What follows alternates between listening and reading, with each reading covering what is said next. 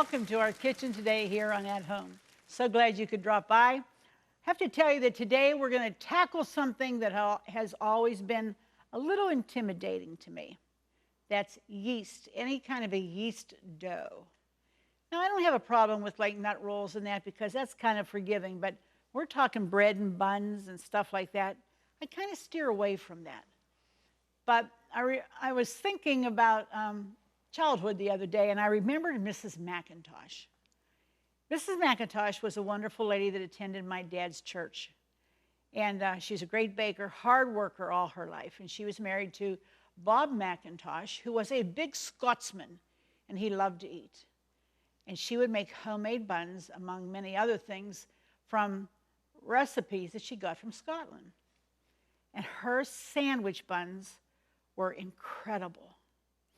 And she lived about a quarter of a mile from the church, but we would always stop and pick her up, especially on Wednesday night when it was Bible study.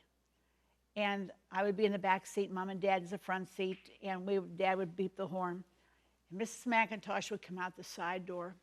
And if she was carrying a box, like you used to get your new coat in or your suit, one of those big boxes like this, if she's carrying a box like that, that meant she had baked buns and we were getting some. And I'd say, Mom, she's got the buns, she's got the box, we're getting buns. And Mom would be so excited. Oh, when we get home, we're going to have them. They're going to be so good. And that's exactly what we did. When we got home from church, we would make a pot of tea, get in our jammies and robes, and sit there and enjoy the best buns. Now, I've had this recipe for a long time, but it was always intimidating. I think I made them one time before. I was intimidated. They were okay, but they weren't the best. But I thought, you know what?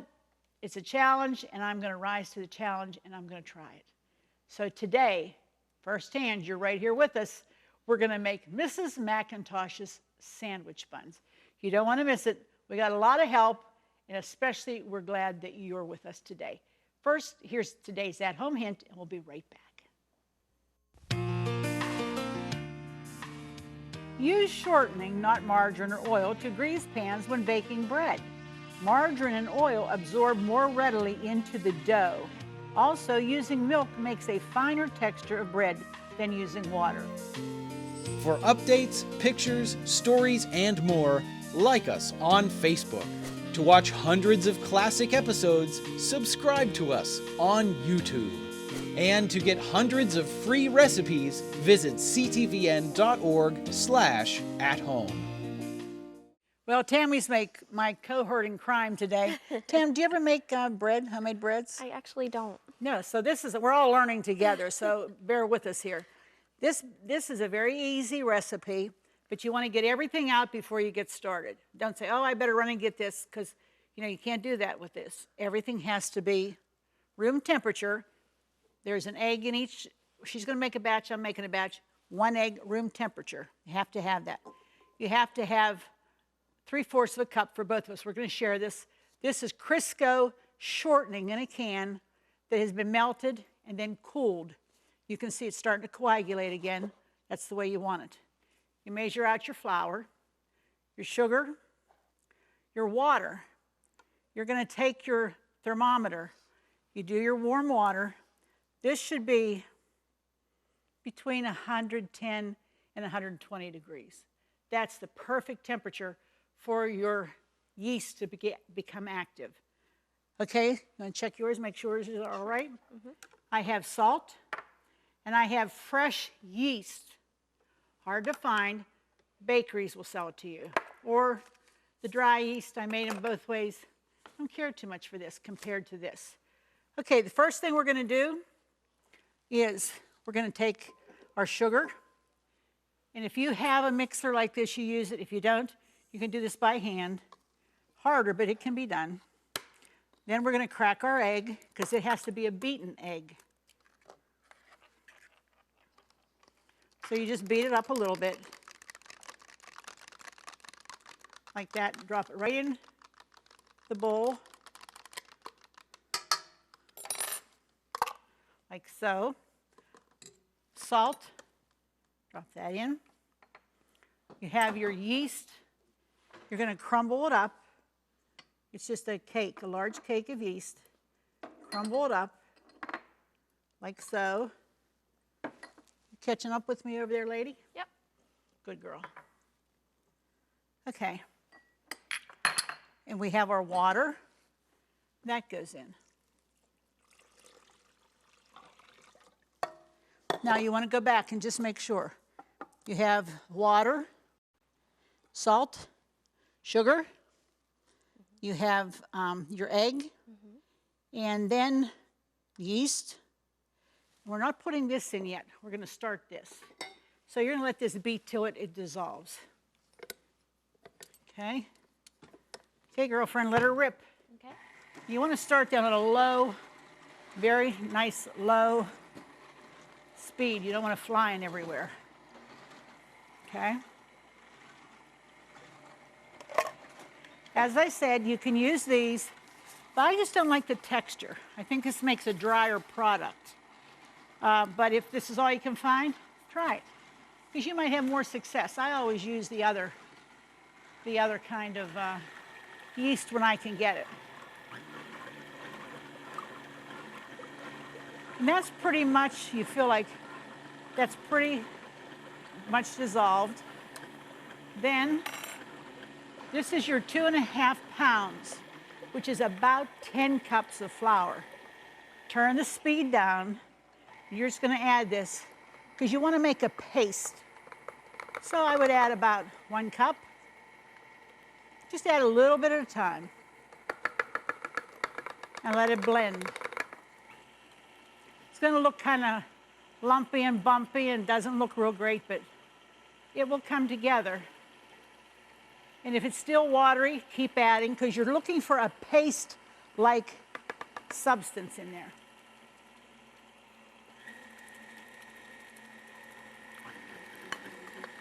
Keep adding until you get it. Turn it down every time you add it, or else you're going to look like you just got bathed in flour. I've had that experience, haven't you? Oh, my goodness. And when it starts to look like it might be pretty close, you want to shut it off. And you definitely want to be sure to scrape it down, because you're going to have a lot of dry flour around the edge of the pan that needs to get incorporated. And then just clean it off and let it go again. Now I think we're almost there, but I'm going to add just another little bit of flour.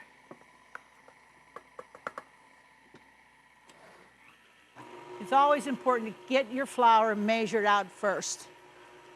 Right, Tam? Mm-hmm. How are we doing over there, girlfriend? I think I'm just about there. So am I. Okay, this is the consistency that you wanted. You see how it is here? It's just dripping off of there barely. It's kind of a pasty consistency. Now, I'm going to take half of this. This is the cold Crisco, and I'm just going to put it right in there. Because remember, there's no fat in this at all until we get to this point. Now, we will. Okay, there's yours. I'm going to drop this down and let this, again, blend, blend, blend. There we go.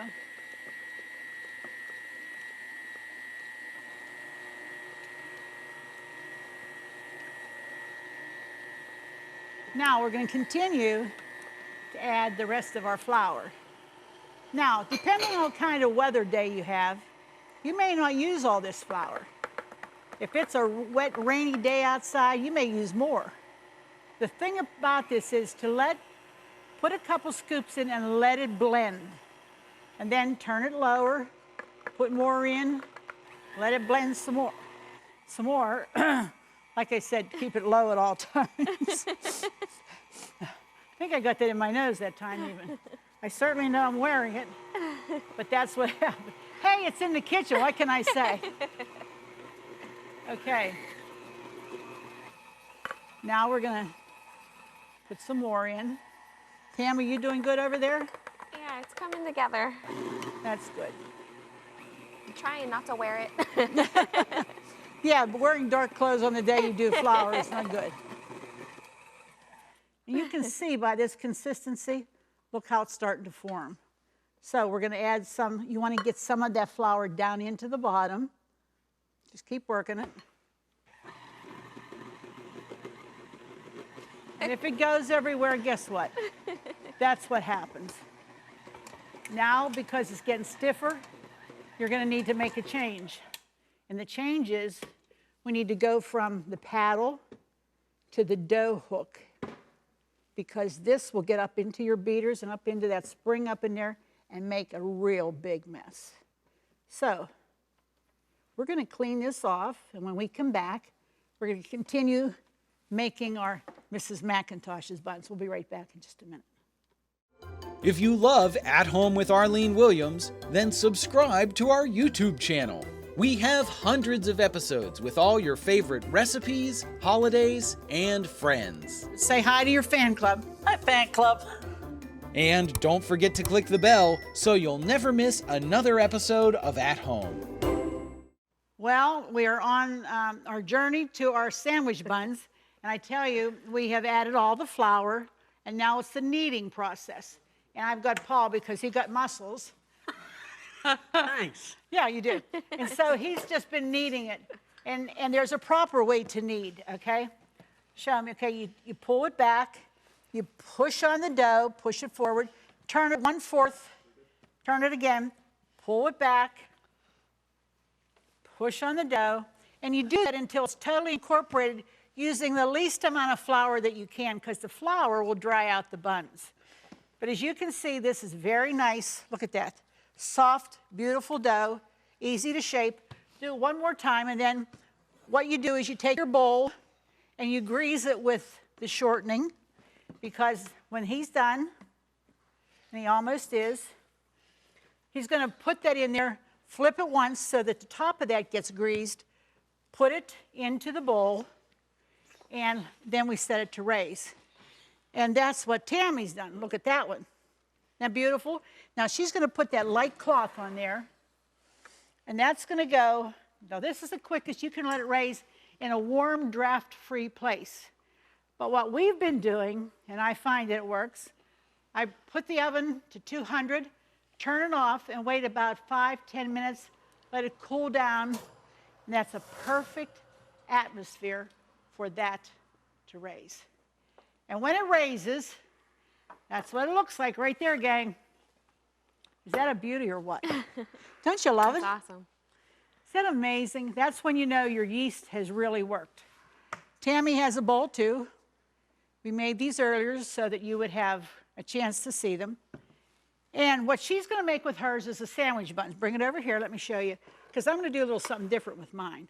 All you do is you take a piece of this dough, you break it off.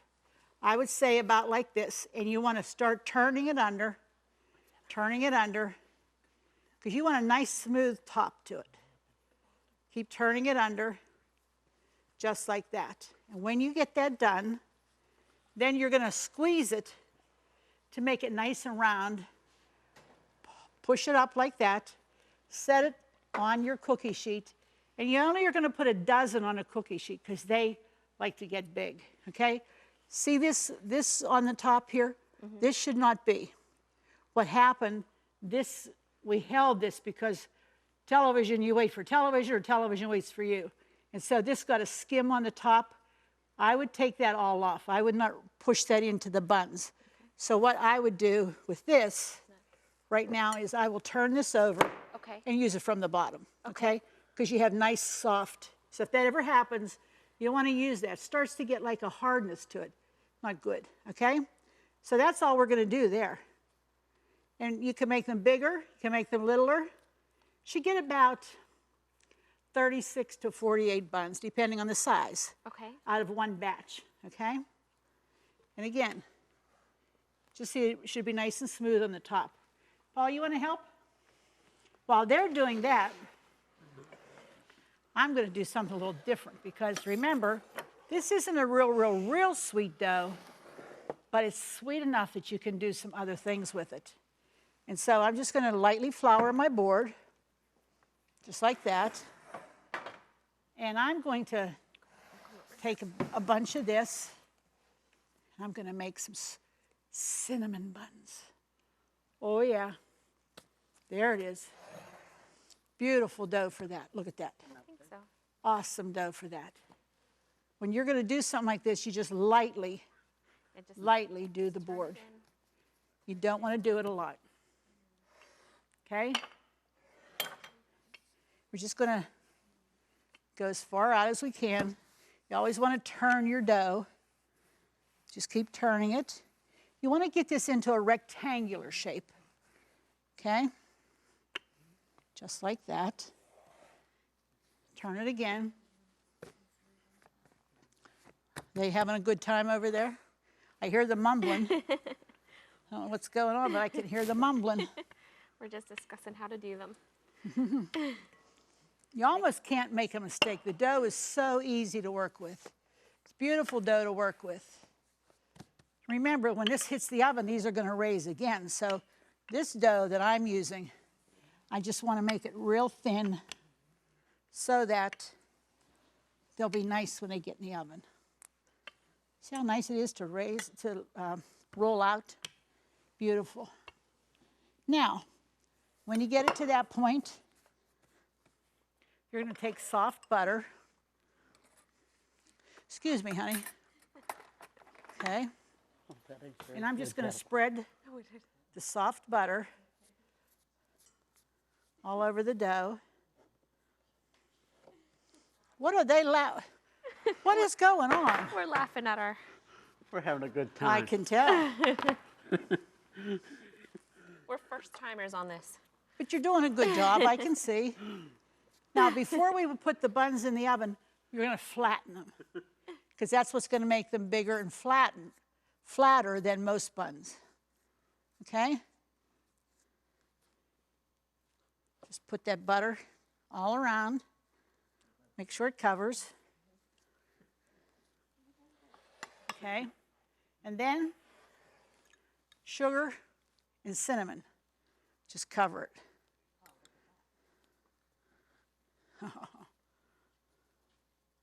And I'm telling you, you can make this as strong or as light. Paul happens to really, really, really like cinnamon, so I always make it delightful for him. These those rolls have to raise again, but they'll come up quickly if you use the same 200 degrees. Bring them out, and then bake them. Reheat your oven, and let them bake until they're nicely browned.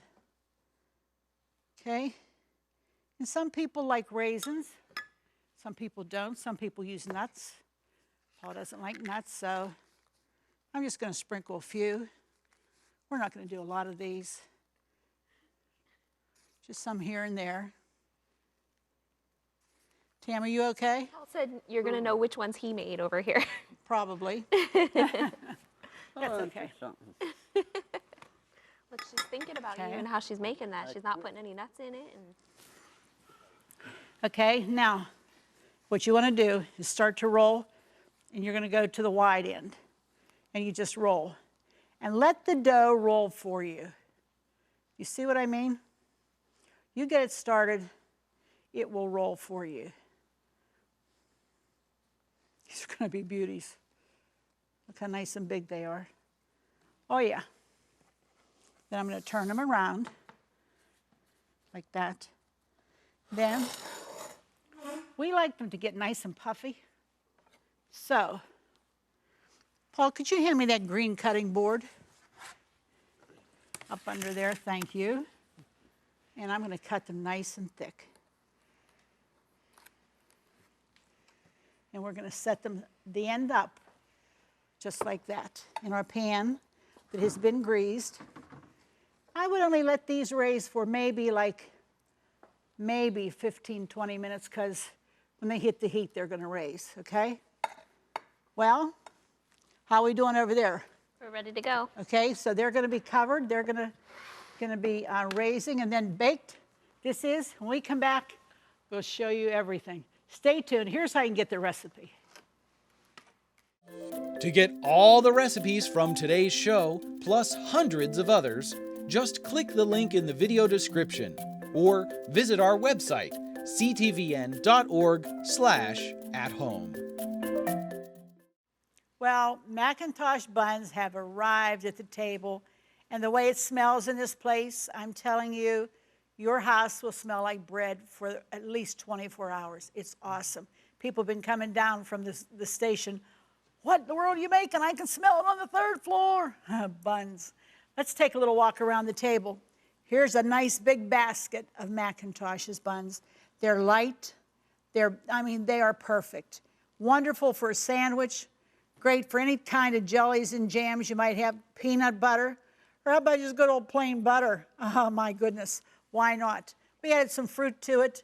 Some sandwich ideas here, like lunch meats and your tomatoes. But then this is the, these are the huge cinnamon buns. See, I tell you, that dough really raises. And we didn't even let it raise before we put it in the oven, because if we had, they would have been up this high. So, but you can cut these in smaller pieces. You don't have to serve one as a portion. But I'm telling you, you know what? I feel better because I feel like I faced that challenge and I beat it. And you know what? Try it. Why not try it? This is great. They freeze well. You're going to enjoy them. I know you are. Don't forget, this will be a great Sunday to go to church. You know what? The Lord would be pleased. I know He would. So, family, be sure to join us the next time, because it just wouldn't be the same without you. See you then.